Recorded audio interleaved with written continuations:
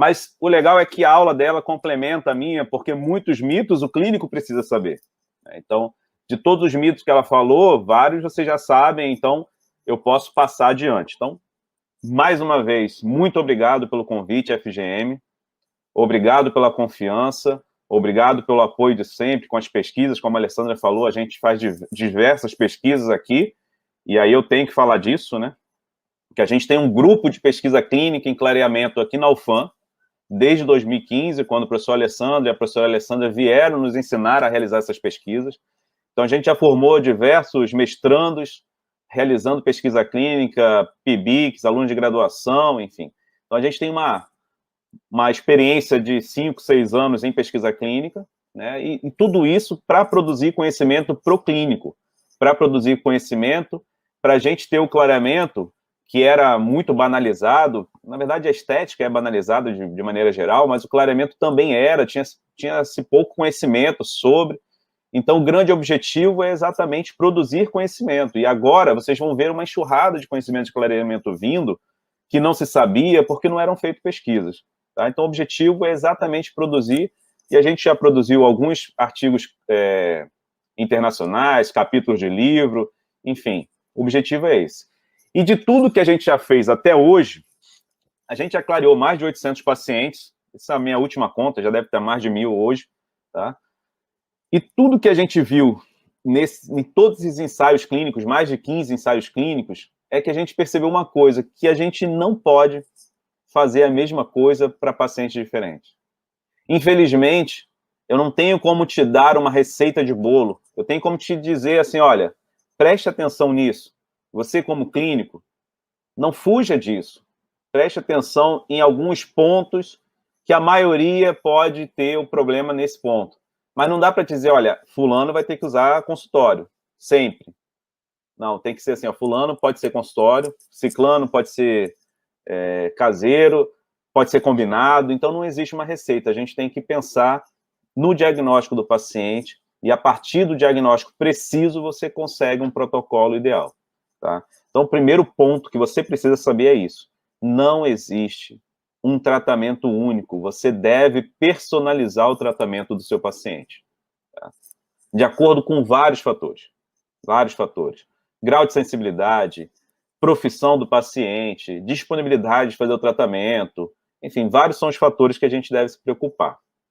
E aí, o primeiro ponto que eu acho que qualquer aula de clareamento, ainda que seja uma aula aqui de 50 minutos, a gente deve falar é por que o dente clareia. Né? Como que é possível clarear um dente? Tá? Por que outros materiais não são possíveis e o dente é possível? Né? Então, porque os dentes são permeáveis. Quando você vê uma estrutura de esmalte, imagina essa calçada aí como se fosse o esmalte, cada tijolinho, cada peça dessa é um prisma, e cada área entre essas partes são os espaços interprismáticos. E esses espaços interprismáticos permitem a passagem do gel. E com isso a gente consegue clarear os dentes. Tá? E a molécula do peróxido de hidrogênio é tão pequena, é quase uma água, né? Na verdade, ela só tem um oxigênio a mais do que a água. A água tem um peso molecular de 16, o peróxido de 17. Então, se você imaginar o ínfimo tamanho dela, ela é possível passar. Agora, preste atenção, que a molécula que pigmenta, né, a molécula presente no açaí, no vinho tinto, que seria um dos piores pigmentos que a gente tem, ela tem um peso molecular de 450, que é a antocianina. A antocianina, que é essa substância roxa, ela tem um peso molecular de 450. Então, quando a gente vê lá os estudos falando, olha, alimento não influencia, que a professora Alessandra falou brilhantemente, é fácil a gente entender que o alimento não vai influenciar se um peso molecular de 450 para penetrar, né, no dente, ele vai demorar horas. E você não fica bochechando durante horas. Imagina se o gel, eu fico 45, 40 minutos com ele no contato com o dente, como que um vinho, com um gole de vinho, vai manchar o meu dente? Então, eu vou ser até um pouco mais radical, eu não tenho evidência científica disso, é só uma hipótese criada por alguns estudos nossos, que a gente tem que testar, mas existe uma grande dificuldade de testar. Eu acredito, sinceramente, que o pigmento do alimento nem internalizar, ele internaliza. Ele não só não interfere durante o clareamento, como ele não interfere em nenhum momento. Eu acho que o escurecimento dental tem vários outros fatores que não a internalização de um pigmento extrínseco. Tá? Mas isso é assunto para outra aula, não é de hoje.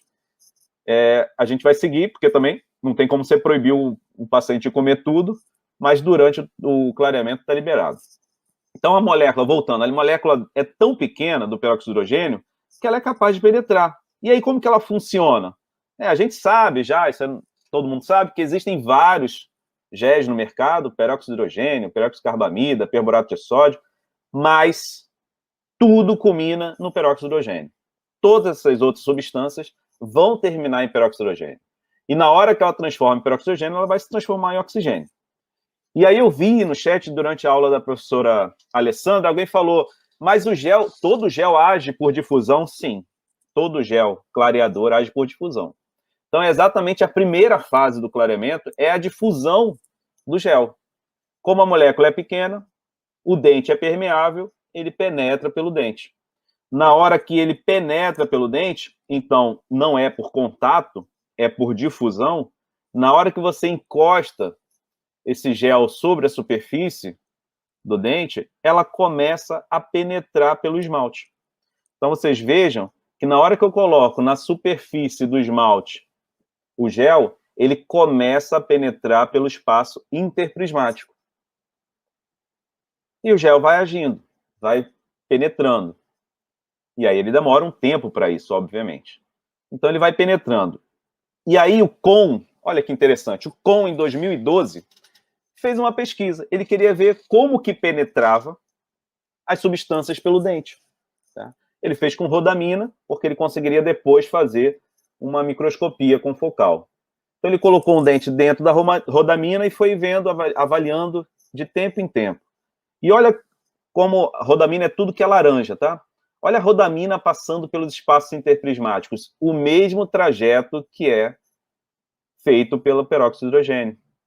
Então, o peróxido de hidrogênio vai passar exatamente essa fase 1, que é essa difusão, ela vai passar pelos espaços interprismáticos. Ô, Leandro, bacana, mas por que eu quero saber isso? Porque você vai entender que ele passa pelo espaço interprismático do esmalte e cai aonde? Numa área, numa entidade odontológica que é pouco reconhecida e que é de extrema importância, não só para o clareamento, para a estrutura do dente, para características mecânicas do dente, que é a junção amelodentinária. Vejam que quando ele cai na junção amelodentinária, esse borrão laranja que vocês veem na tela é a junção. Percebam que ele encharca a junção, porque a junção não é uma interface, não é um esmalte colado com uma dentina. Ele é uma interfase.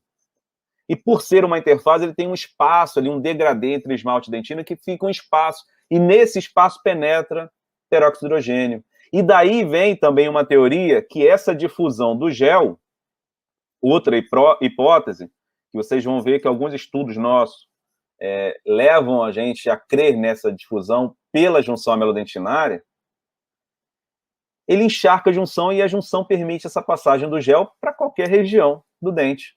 Porque agora a junção ele percorre o dente todo. E se está encharcado ali de peróxido, isso está difundido por todo o dente. Existe também a teoria que a difusão aconteça na dentina, mas vejam a dentina aqui abaixo. Ela é limitada.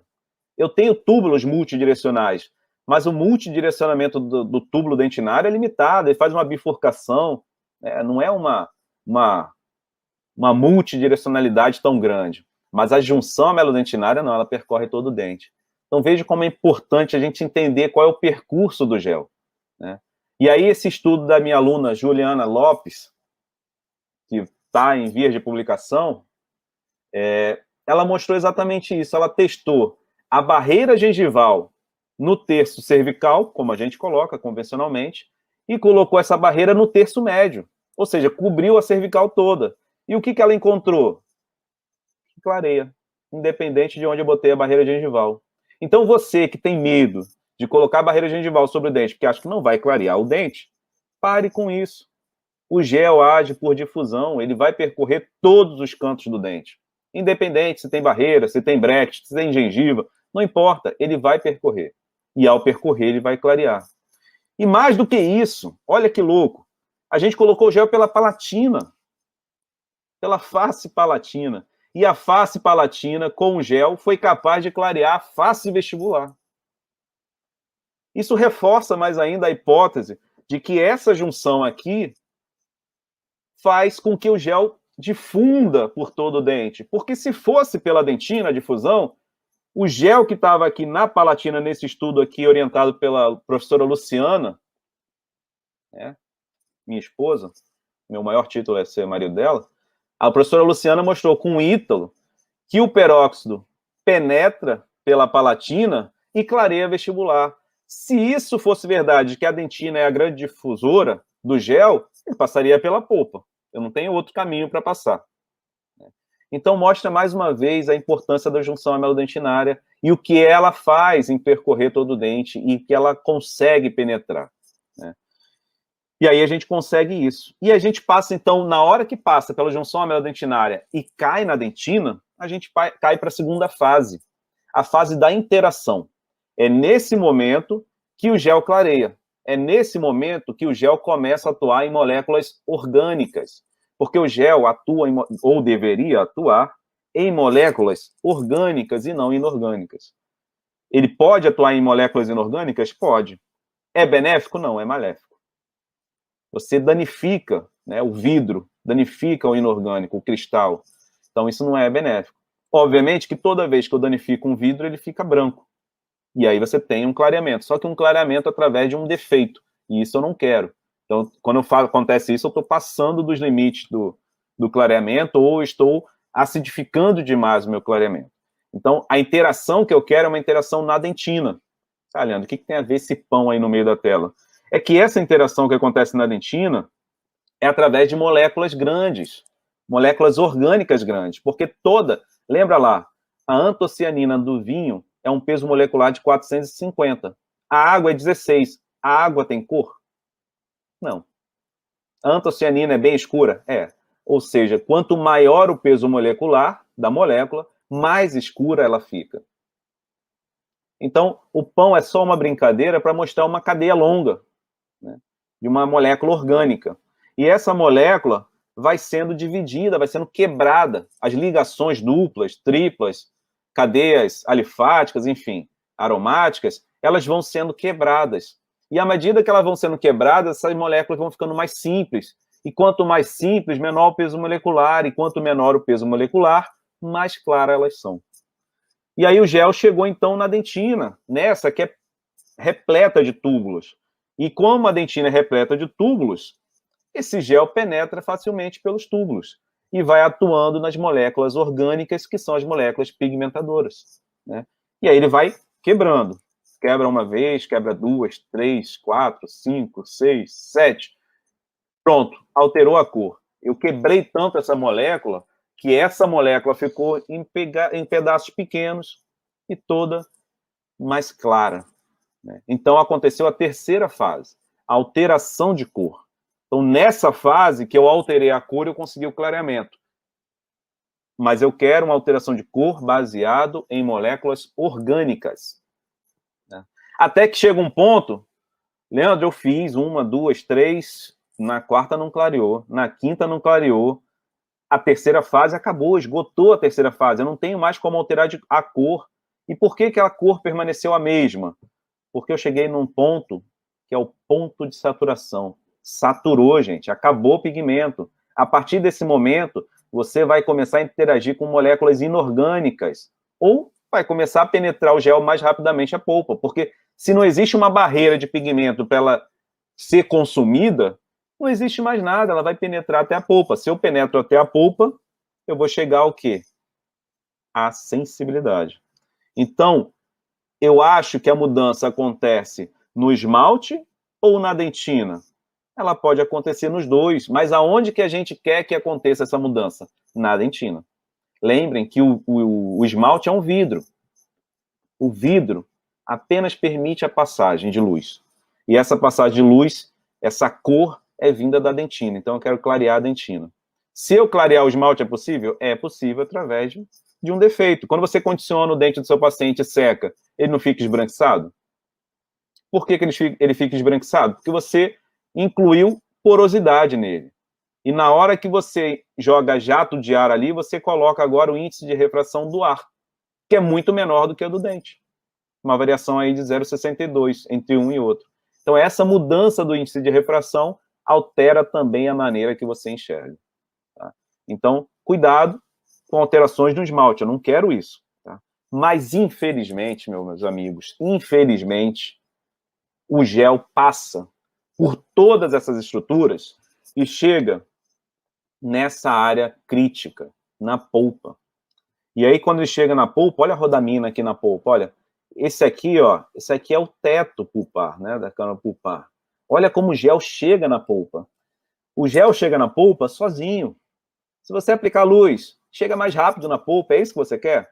Imagine, pensem comigo, aquilo que a Alessandra acabou de falar. O gel já atua sozinho, ele já tem a capacidade, inclusive, de promover sensibilidade, que é o que a gente não queria, é um efeito adverso. Se você aplicar a luz, você acelera. A luz atua, não é quer dizer que ela não atua, não, ela funciona, só que eu não preciso dela. Se eu usá-la, eu vou tornar essa sensibilidade maior. E eu quero exatamente o contrário, gente. E não existe laser no clareamento. Esse negócio de LED laser, esse laser não ajuda na sensibilidade. Porque para um laser funcionar, a polpa já tem que estar inflamada. Primeiro ponto. Ele não atua em um organismo saudável, ele atua num organismo já danificado, com uma inflamação. Então, para o gel atuar, ele teria que ter uma inflamação. E segundo, o laser age por proximidade. Não adianta eu ficar com um laser a 2 centímetros de distância do dente, com 3 lasers ou 4 lasers, achando que vai mirar em todo mundo e atingir todo mundo. Isso não é infravermelho de controle remoto, não, gente. O laser tem que estar em íntimo contato ali com o dente, o mais próximo possível, para eu conseguir atuar. Então, LED laser não funciona. E o LED vai acelerar o calor gerado, tudo vai acelerar a passagem do gel, que eu não preciso. O gel sozinho já faz isso. Tá? Então, cuidado com essas tentativas de melhorar a efetividade. O gel clareador, por si só, é efetivo. Tá? E aí, quando chega nessa região, a gente tem que ligar o alerta. É o primeiro alerta do clareamento. Para mim, é o principal alerta do clareamento. Porque você sabe como essa polpa vai reagir ao peróxido de hidrogênio? É difícil a gente saber. Né? Ela pode reagir de várias formas, mas no clareamento, de maneira geral, ela age com inflamação. Se eu tenho inflamação, eu tenho aumento da pressão. Se eu tenho aumento da pressão, imaginem que a polpa é uma câmara fechada. Se eu tenho pressão interna, o que vai acontecer? Vai ficar uma panela de pressão. Aquilo ali, ó, vai sentir dor. E não sei se vocês já sentiram, mas quem já sentiu sabe o que eu estou falando. A dor do clareamento é uma dor pontual, aquela dor fina, que vai, sabe, você paralisa você e aí depois ela vai regredindo. Aí você volta ao seu estado normal, mas é uma dor, uma pontada forte. Então, isso pode levar o paciente a desistir, né? Porque existe esse aumento do fluxo sanguíneo, enfim, dentro da polpa, gera aquela pressão que eu falei. E essa inflamação significa sensibilidade, tá? E se a sensibilidade, que é o efeito comum, o efeito adverso mais comum do clareamento, ele pode fazer o paciente desistir, sim, do tratamento. Então, tomem cuidado com a sensibilidade, não menosprezem ela. Eu tenho muitos pacientes que me relatam isso, falam, olha, eu não quero fazer clareamento, não. A experiência que eu tive foi terrível. E aí você vai ver o paciente com várias lesões cervicais, dentina exposta, enfim. Não era realmente indicado o clareamento para ele, ou não era naquele momento. Então, a gente tem que começar a prestar atenção. E muita gente me pergunta, Leandro, o que eu faço para o meu paciente não sentir dor? É uma pergunta extremamente difícil. Mas o que eu posso dizer é o seguinte, para você não se preocupar com pós, se preocupe com pré. Muita gente quer se preocupar com pós. Leandro, eu posso dar anti-inflamatório? Leandro, eu posso dar analgésico? Leandro, eu posso... Depois que já está com a dor, pouca coisa você pode fazer. Então, a melhor maneira de evitar a sensibilidade pós é você fazendo um bom cuidado pré. Então, tomem esse cuidado. Tá? E aí, esse cuidado pré-operatório, a gente tem as considerações que o clínico precisa saber. Tá? Entendam que você pode olhar com os olhos, né? Você pode ver com os olhos, mas enxergar é com o conhecimento. Então, eu vejo diariamente, ou eu enxergo diariamente, muitos dentistas, muitos ex-alunos, alunos, enfim, fazendo clareamento e não se dando conta de várias regiões que têm dentina exposta, ou passagem facilitada do gel. E isso, obviamente, se o gel passa mais fácil para a polpa, ele vai aumentar a sensibilidade. Então, a gente tem que tomar cuidado com alguns pontos que geram uma possível sensibilidade. Tá? Então, o primeiro ponto, saber se o dente está vivo ou morto. Tem diferença? Óbvio que tem. Se o dente está vivo, a sensibilidade ocorre. Se o dente está morto, não. Ou pelo menos não era para acontecer. Então, o dente está vivo? Ok, está vivo. Então vamos lá. Primeira coisa que você tem que fazer, se eu tenho vitalidade pulpar, avaliar previamente a sensibilidade do seu paciente. Ah, Leandro, eu não acredito que você faz isso. Eu faço. Consulta inicial, avaliação do paciente, avaliação de cor, avaliação de sensibilidade prévia de todos os dentes do paciente. Para que você quer saber isso, Leandro? Ué, se o paciente já tem sensibilidade com o jato de ar, você não acha provável que ele vá sentir sensibilidade em dentes específicos que me disseram que no meu exame clínico ele já sentia sensibilidade? Claro que sim. E por que ele sente sensibilidade com ar? A gente tem que procurar a causa. Né? Lesão cervical, dentina exposta na incisal, desgaste, enfim, lesões não cariosas, lesão cariosa, trincas. Qual é o motivo dessa sensibilidade? E aí a gente vai fazer o protocolo adequado para aquela sensibilidade. Então, verifiquem isso. E tentem tirar essa sensibilidade antes de clarear, para que o paciente não venha a sentir depois também. Tá? Então, avaliar. As trincas, eu não sei te dizer qual é a profundidade de cada trinca, mas eu sei te dizer que a trinca é um defeito, e que esse defeito é uma passagem facilitada para o gel. Toda passagem facilitada para o gel é um princípio de chegada mais rápido na polpa. Então, quando a gente tem uma trinca e você percebe clinicamente a trinca, e por isso a transiluminação, a luz é importante, eu consigo perceber as trincas nos dentes, eu vou então fazer o quê? Selar essa trinca. Então, como que a gente sela a trinca? Ácido e adesivo. Polimeriza. Leandro, você passou adesivo, esse dente não vai clarear. O gel age por difusão. Eu tenho outras áreas do dente livres para eu poder aplicar o gel. Tá? Então, não se preocupem com isso. A não ser que seja a face inteira, né, trincada. Aí não tem como. Mas uma região, uma trinca, duas trincas, enfim, que me permita ainda que esse dente seja clareado, tem algumas áreas de clareamento, não tem problema nenhum. Então, a trinca você sela. Tá? E aí sela. Eu posso aplicar a barreira gengival, o top-down? Poder pode, mas por que eu não gosto de aplicar top-down sobre a barreira? Porque quando acaba o clareamento, você vai tirar esse top-down. E aí, na hora que você tira essa barreira, a passagem de ar é facilitada também. E aí o paciente pode vir a sentir dor por causa dessa troca térmica, por causa dessa passagem de ar durante até a hidratação do dente. Então, eu evito fazer isso, prefiro selar, porque eu sei que o meu pós vai ser melhor também. Tá? As restaurações têm falhas, não tem jeito. A interface adesiva tem algumas fendas, pode ter algumas fendas. E isso também é uma passagem facilitada para o meu gel. Vejam.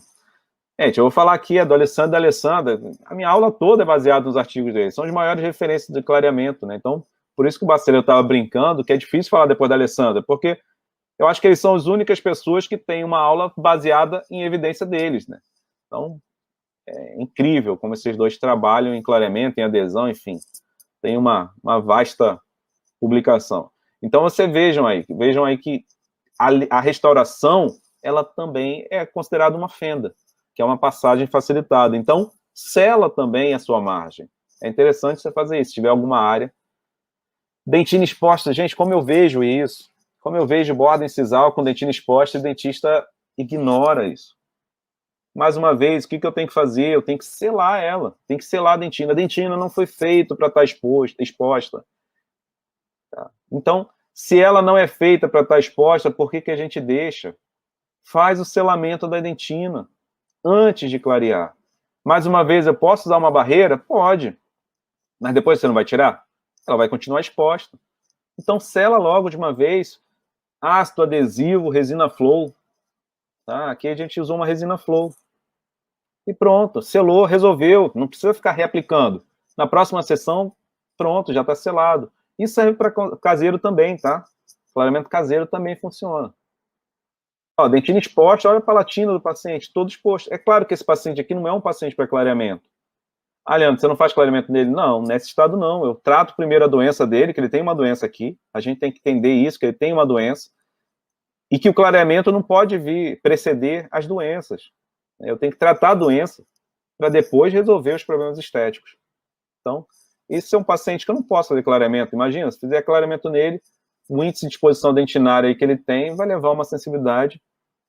E aí depois, eu não entendi por que teve a sensibilidade. Poxa, é óbvio.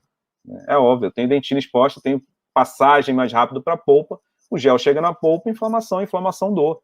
Né? Não tem mistério. A mesma coisa as lesões cervicais, né? Então, como que eu vou fazer um clareamento nesse paciente? Vamos tratar primeiro a doença e depois a gente resolve a estética. E tem esse estudo aqui também da Navaldi, do Consolaro, que eles mostram, né, que 10% dos pacientes, ou melhor, 10% dos dentes de cada paciente tem dentina exposta na falha ali da junção cemento-esmalte. Então, isso também é para se preocupar e colocar barreira, enfim, né, proteger aquela área. Tá? Agora, se o dente está morto, aí você tem que avaliar se ele tem endo ou não tem endo. Né? Se ele tiver uma calcificação, não tiver nenhuma lesão, eu não vou tratar endodonticamente. Faz o clareamento nessa situação. Se ele tiver o dente tratado endodonticamente com o canal, avaliar esse tratamento endodôntico, se ele está bem realizado ou não. Se não tiver, retratar esse canal. Avaliar a presença de abscessos, né? E fazer o tratamento. Então, avaliar tudo isso. E aí, quando a gente fala de sensibilidade, 2 fatores aumentam a intensidade da sensibilidade. Tá? Primeiro, ou melhor, os 2, é o tempo e a concentração do gel. Quanto mais tempo eu deixo o meu gel atuando, parece óbvio que mais tempo eu tenho para chegar à polpa e, consequentemente, e até acidificar algumas vezes, dependendo do gel.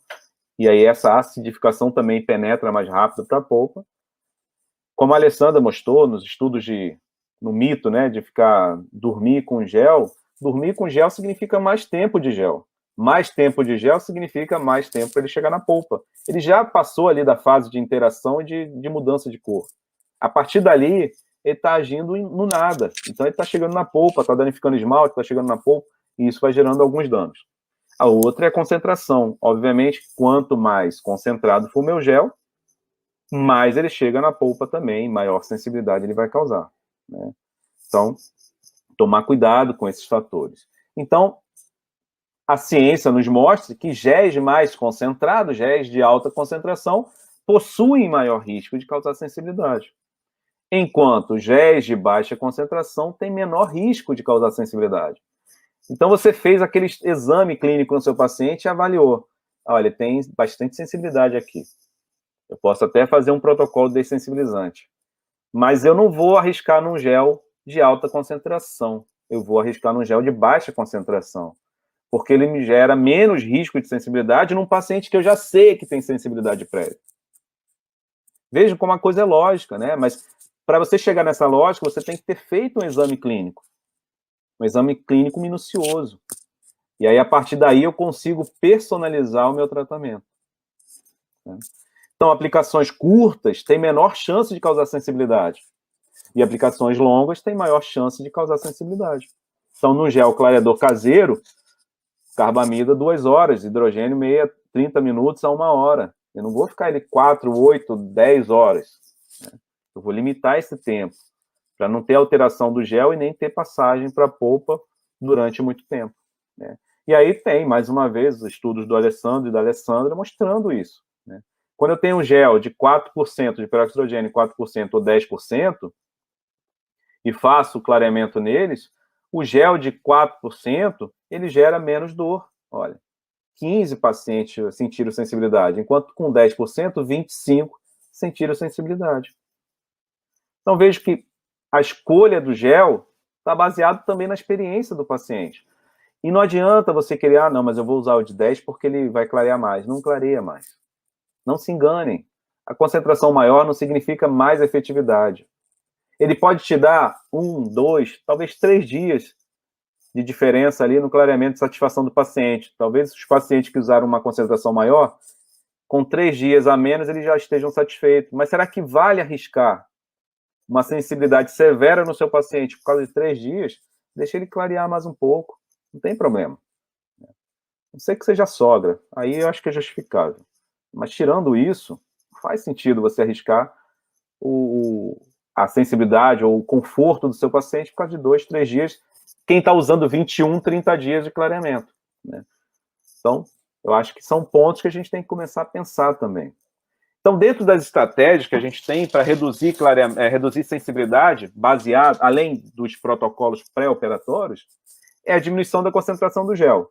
Então, vocês viram que o caseiro é a minha técnica favorita porque ela gera menos sensibilidade. Isso não tem discussão. A ciência já mostra isso. Eu posso diminuir o tempo de aplicação. Então, eu não tenho protocolo de 8 horas. O protocolo é, no máximo, 2 horas. Então, eu diminuí o tempo. O paciente sente menos sensibilidade. Eu uso produtos que contêm o dessensibilizante. Vai lá, você pode usar, e, de verdade, o mercado está repleto, e acho que todas as empresas hoje têm isso, mas entenda que isso talvez não seja a melhor opção. Se você tem um paciente que você sabe ou que pode sentir sensibilidade, esse dessensibilizante na composição, como nitrato de potássio, talvez não seja o mais importante. Seria muito mais interessante o Blue, por exemplo, que tem o cálcio. Porque esse dessensibilizante, que seria o cálcio, ou remineralizador, ele é importante porque ele aumenta o pH. Então, hoje, a gente entende que o pH do produto é muito mais importante do que a presença de um dessensibilizante. Esse gel alcalino, ele tem mais efetividade e gera menos sensibilidade. Gel mais ácido, é fácil também entender isso. Géis mais ácidos, eles têm uma tendência de maior sensibilidade, porque eles desmineralizam. Ácido desmineraliza. Então, ele penetra mais. Se ele desmineraliza, ele causa mais passagem para a polpa. Enquanto o gel alcalino, ele não gera essa passagem, mas ele é mais reativo. Ele se divide mais e se torna mais reativo. Então, ele tem mais potencial, mais efetividade e menos sensibilidade. A outra forma é você agir ativamente e acrescentar um passo na sua técnica, que é aplicar o nitrato de potássio. Então, você pode aplicar o nitrato de potássio previamente ao clareamento, tanto caseiro quanto consultório. Caseiro na moldeira, consultório diretamente no dente. Você usa por 10 minutos. Por que por 10 minutos? Porque os estudos também mostram que esse gel vai chegar na polpa em 5 minutos. E depois você deixa mais 5 minutos ele atuando ali na polpa, encharcando a polpa de potássio. E se ele encharca a polpa de potássio, as células não permitem mais a despolarização, não permitem mais o envio do sentido de dor. Porque lembra, cada célula tem uma bomba de sódio e potássio. Se eu estou com o potássio cheio lá dentro da polpa, esse sódio e potássio não consegue uma troca, porque já está lotado aqui fora. Então, com isso, não existe a passagem de informação para o cérebro. Então, é exatamente isso que mostra esses estudos. E o nosso estudo aqui também com o Logércio, junto com a UFAM, mostrando que pode ser usado em moldeira, pode ser usado diretamente. Se você chegou no seu paciente, ele tem uma hipoplasia, é outro assunto. Não é um clareamento. Se ele tem hipoplasia, você tem que avaliar que tipo de hipoplasia ele tem. É superficial? É por trauma? É lesão? É fluorose? Ou é MH, que é mais próximo da dentina? E você vai avaliar isso com uma transiluminação. E avaliar onde está a mancha. Então, aquilo que eu falei lá do índice de refração, olha, o dente é 1,62, o da água é 1,33. Quando eu seco, olha como fica mais aparente a mancha. Por quê? Porque o índice de refração do ar, aqui, desculpa, tá água, mas é ar, é de 1. Então, esse 0,62 cria uma diferença que gera esse impacto visual. Tá? E aí, o que a gente faz numa situação desse tipo? Microabrasão. Né? Uma mancha superficial, você pode atuar minimamente invasivo com uma microabrasão. Então, aplica ali, ó, o removedor de manchas, né, com ácido clorídrico, 6%, e aí você aplica com uma taça de borracha e vai fazendo a aplicação dele, depois dá um polimento, e nesse caso, além da microabrasão, a gente restaurou o dente também para fechar o diastema, e aí o caso finalizado, sem clareamento, resolvendo minimamente invasiva com uma microabrasão. Tá? E aí o caso finalizado. Então, o diagnóstico é importante. E no clareamento caseiro, a gente vai fazer uma profilaxia. Todo clareamento, ele é precedido por uma profilaxia e por registro de cor com escala. E a escala, ela está em ordem de valor. Tá vendo? O A3 para o A2, eu não mudei um tom. Do A3 para o A2, eu mudei 1, 2, 3, 4 tons. Então, coloquem a sua escala em ordem de valor. Para não achar, poxa, clareou pouco, de A3 para A2 só. Não, ele clareou 4 tons. E se ele for para A1, ele clareou 7 tons. Então, não é pouco. Tá? Um clareamento de 6 tons é um clareamento efetivo. E existem outras escalas também. Então, no clareamento caseiro, é isso que vai acontecer. A gente vai avaliar a cor, vai confeccionar uma moldeira personalizada para esse paciente, né, através de um alginato. Então, passar aqui mais rapidamente, que eu tenho certeza que meu tempo já está acabando. E aí a gente vai fazer esse molde. E esse molde eu vou vazar, transformar no gesso. O que é bacana? Esse gesso não pode ter palato, nem ter língua, para o vácuo conseguir puxar e colabar mais a placa com o gesso. Tá? Reservatório, a Alessandra já falou, não precisa. Todos os estudos mostram que não tem efetividade nenhuma esse reservatório. E a gente vai plastificar, então, a nossa moldeira através de uma plastificadora, que, resumidamente, é um aspirador de pó com um esquentador ali em cima, uma resistência que esquenta e um aspirador para puxar o ar. Então, criar o vácuo. É mais ou menos isso. A gente faz a placa. E depois que fez a placa, a forma de recortar, eu acho que é muito mais pessoal. Você pode recortar 1 milímetro acima, pode recortar ao nível, pode recortar 1 milímetro abaixo. Às vezes você evita a sensibilidade na área cervical, já que o gel age por difusão. Então, as 3 maneiras são possíveis. Eu acho que é mais uma escolha pessoal do que existe um melhor. Mas mais importante é, ensine para o seu paciente a usar. Não dê a placa e o gel e manda ele embora. Ensine com paciência. Mostre como ele tem que aplicar o gel. Veja se a moldeira está encaixando bem na boca, se não está incomodando, se não está com falha, se não está extravasando demais o gel. Tá? E aí o caso finalizado. Era um A3,5, foi para um BL4. Veja como clareou bastante apenas com clareamento caseiro. Tá? Esse caso está publicado na revista da FGM. E consultório, Leandro, como que você faz consultório? É assim, ó.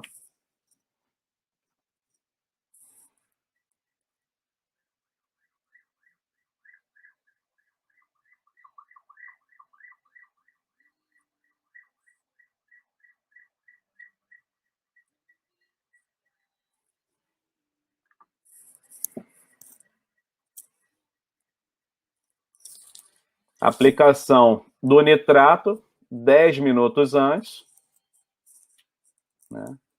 Depois de 10 minutos, remove o excesso e não precisa lavar, só secar, tirar o excesso, secar esse excesso, esse nitrato. Depois, a aplicação da barreira gengival.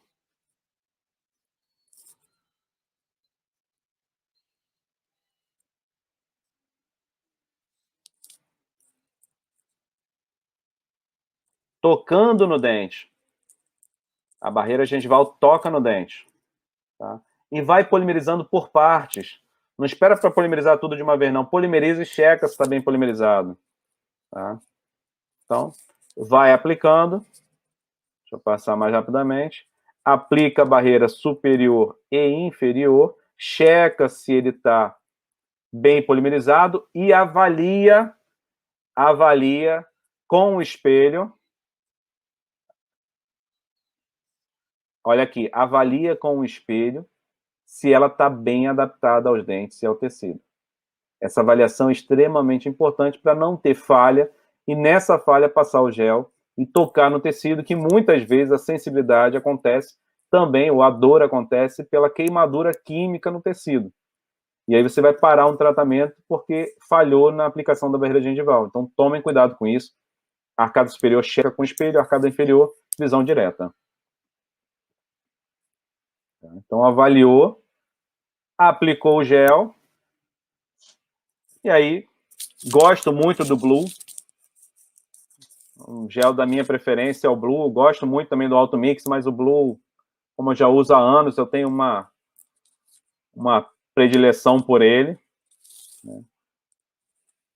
E aí, a gente espera 45 minutos, 40, 45 minutos. Depois, vai encher de bolha. Não precisa remover essa bolha. Removo o excesso de gel. Removo com algodão ou com uma gaze. Aí, só depois que eu lavo. Tá? Depois que eu lavar, remover. Você não adianta avaliar a cor nessa sessão, porque essa sessão ele tende ainda estar desidratado, ele ainda vai reidratar. Mas o resultado final foi esse. Então, como ela era um A3, e como ficou com o B1. Então, efetividade sem sensibilidade, atuando com gel alcalino, que é o Blue, e com o nitrato de potássio somando. Então, eu acredito também que a sensibilidade ou a prevenção da sensibilidade é um somatório de fatores. Então, quanto mais a gente puder usar, pré-clínico, nitrato de potássio, um gel alcalino, a gente minimiza bastante a possibilidade de sensibilidade. E o caso, para finalizar, o caso do João, que a gente também usou o Blue. Então, ele é um A3, vejam, canino, central, avaliação pelas escalas, enfim. Primeira sessão, Arcflex para afastar, obrigatoriamente. Então, você vai colocar o Arcflex. Esse Arcflex, para mim, é sensacional, porque tem esse aparador de línguas ali, então ele bloqueia a língua para o paciente não projetar a língua sobre os dentes, não passar saliva, enfim. Profilaxia sempre, para visualizar o que tem por baixo. Nitrato de potássio, a gente já falou, 10 minutos. Aplica o nitrato de potássio, remove o excesso e aplica a barreira. Como que aplica a barreira? A barreira é seca, ela é uma resina, né? Tem que ser em região seca. Não é na gengiva, tá? Não é na gengiva. Eu aplico em 45 graus, como se quisesse inserir alguma coisa dentro do sulco. E ali, ó, eu verifico a adaptação dessa barreira com o dente. E eu não posso ver nenhum pedaço de tecido, tá? Tecido gengival. Então, o cálcio aí do Blue, ou mostrando que, os artigos do professor Loguesta, da professora Alessandra, mais uma vez, mostrando que a sensibilidade gerada pelo Blue é muito menor, pela alcalinidade desse gel, né? E aí a gente começa a fazer a mistura desse gel 10 vezes para cada lado. Quando a gente termina isso, remove, coloca a pontinha e leva no dente. Aplicou sobre toda a superfície vestibular. Você não precisa aplicar um bolo de gel, que ela não vai clarear mais, né? Aplica ali 1 milímetro sobre a superfície do dente, já é o suficiente, não precisa aplicar quantidade grande de generosidade, não. Você aplica razoável, 40 minutos, 40, 45 minutos. Eu não preciso estourar as bolhas que se formam, tá? Não é obrigatório. A gente tem um estudo também que acabou de sair nessa pandemia, mostrando que o bolha ou sem bolha não aumenta a efetividade, não aumenta a sensibilidade. Então, não precisa estourar as bolhas. Remove o excesso. A gente faz outras sessões. Aí foram 2 sessões. E o caso finalizado. Então, vejam a diferença, né, do João, que era um A3,5 e caiu para um BL4. E esse caso foi o que ganhou o prêmio do Whiteness, né, do professor Heraldo Riel, no ano passado.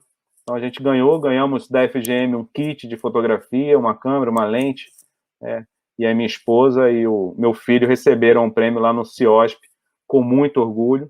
Quero agradecer demais, mais uma vez, o convite, a confiança da FGM, e agradecer demais vocês por todo o apoio que vocês sempre me dão para a pesquisa, e que isso perdure por muito tempo, tá bom? Muito obrigado para quem está nos assistindo.